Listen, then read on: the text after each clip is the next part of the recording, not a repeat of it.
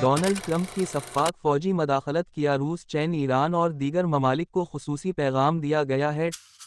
Top story 2 سے 3 جنوری 2026 کی رات، امریکی فوج نے وینزویلا کے دارالحکومت کاراکاس میں ایک بڑے پیمانے پر فوجی آپریشن کرکے صدر نکولس مادورو کو گرفتار کر لیا۔ یہ ایک ایسا اقدام تھا جس نے عالمی سیاست میں زلزلہ برپا کر دیا اور بین الاقوامی قانون، خود مختاری اور طاقت کے استعمال پر گہرے سوالات کھڑے کر دیے۔ یہ تجزیہ اس تاریخی واقعے کی پیچیدہ تہوں کو کھولتا ہے۔ اس کارروائی کے پیچھے تاریخی محرکات، جیسے تیل کے ذخائر پر کنٹرول، امریکا کی لاطینی امریکا میں مداخلت کی طویل تاریخ، اور ذاتی سیاسی تصادم کی وضاحت کرتا ہے۔ اس کے اثرات کیا پڑیں گے؟ یہ ایک اہم سوال ہے۔ کیا یہ دنیا بھر کے ممالک روس، چین، یورپ کے مختلف کیا سوچ رہے ہیں؟ یہ تجزیہ اس اہم سوال کا تجزیہ پیش کرتا ہے کہ کیا یہ کارروائی دنیا کے لیے یہ پیغام ہے کہ جو امریکا کے سامنے سر اٹھائے گا، وہ کچل دیا جائے گا۔ آؤ اس کا جائزہ لیتے ہیں۔ وینزویلا میں امریکی فوجی کارروائی جو 2 سے 3 جنوری 2026 کی درمیانی شب ہوئی، جو انتہائی پیچیدہ تھی، جس کے جڑیں تاریخ میں گہری ہیں اور اس کے دور رس اثرات مرتب ہوں گے۔ ذیل میں اس واقعے کے مختلف پہلوؤں پر تفصیلی روشنی ڈالی گئی ہے۔ آپریشن کا طریقہ کار: صدر ٹرمپ کے حکم پر یہ کارروائی ایک انتہائی مربوط فوجی حملہ تھی۔ اس میں 150 سے زیادہ ہوائی جہاز شامل تھے جو 20 مختلف زمینی اور بحری اڈوں سے ایک ہی وقت پر روانہ کیے گئے۔ طیاروں میں جدید ترین F-22، F-35، B-1 بمبار اور متعدد ڈرون شامل تھے۔ خفیہ یونٹ اور طریقہ کار: گرفتاری کا کام امریکا کی معیاری ترین فوجی یونٹ ڈیلٹا فورس نے انجام دیا۔ یہ یونٹ MH-60 بلیک ہاک اور MH-47 چینوک ہیلی کاپٹروں کے ذریعے دارالحکومت کاراکاس میں داخل ہوا۔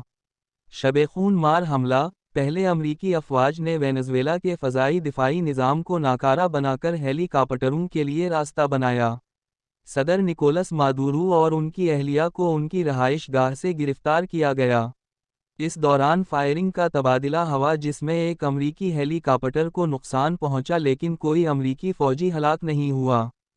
مادورو اور ان کی اہلیہ کو بحری جہاز USS آئیو جیما پر لے جایا گیا اور انہیں نیویارک میں عدالتی کارروائی کے لیے منتقل کر دیا گیا، جہاں ان پر منشیات کی اسمگلنگ اور دہشت گردی سے متعلق الزامات عائد ہیں۔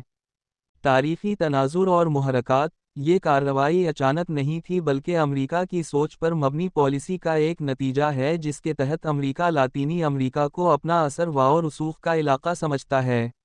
وینزویلا کے پاس دنیا کے سب سے بڑے ثابت شدہ 303 ارب بیرل تیل کے ذخائر ہیں۔ صدر ٹرمپ نے صاف کہا کہ مادورو کی گرفتاری کے بعد امریکا وینزویلا کی تیل کی صنعت میں بہت مضبوط شمولیت اختیار کرے گا۔ امریکا کا بنیادی ہدف مادورو حکومت کا تختہ الٹنا اور اپنے مطابق حکومت قائم کرنا تھا۔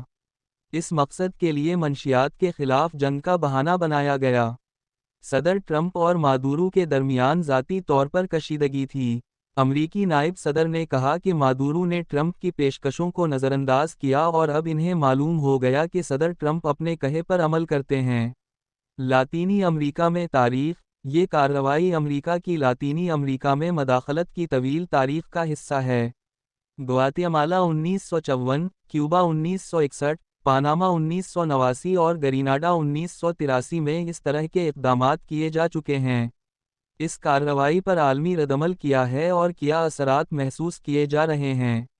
بین الاقوامی سطح پر اس واقعہ نے شدید ردعمل پیدا کیا ہے اور دنیا بھر میں سیاسی تعلقات پر گہرے اثرات مرتب ہوں گے۔ یورپی ممالک جیسے اسپین اور اٹلی نے کشیدگی کم کرنے، بین الاقوامی قانون کا احترام کرنے اور پرامن حل پر زور دیا ہے۔ روس اور ایران نے اس حملے کی سخت مذمت کی ہے۔ روس کے لیے وینزویلا ایک اتحادی ہے، لیکن جغرافیائی دوری کی وجہ سے وہ امریکا کے ساتھ براہ راست تصادم سے گریز کرے گا۔